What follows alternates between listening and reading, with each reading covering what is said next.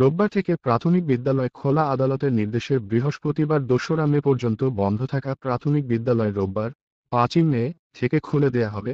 তীব্র তাপপ্রবাহ যেসব শর্তে বিদ্যালয়গুলো খোলা রাখার কথা, সেসব শর্তেই বিদ্যালয়গুলো খুলবে। বৃহস্পতিবার ২রা মে প্রাথমিক ও গণশিক্ষা মন্ত্রণালয়ের সচিব ফরিদ আহম্মদ সাংবাদিকদের এ তথ্য নিশ্চিত করেছেন। তীব্র তাপপ্রবাহের মধ্যে গত রোববার ২৮শে এপ্রিল থেকে প্রাথমিক বিদ্যালয়গুলো খুলে দেয়া হয়। তখন ক্লাসের সময় কমিয়ে এনে কয়েকটি শর্ত দিয়ে বিজ্ঞপ্তিও জারি করা হয়। পরের দিন সোমবার হাইকোর্ট দেশের সব প্রাথমিক, মাধ্যমিক স্কুল ও মাদ্রাসার ক্লাস বন্ধের নির্দেশ দেন।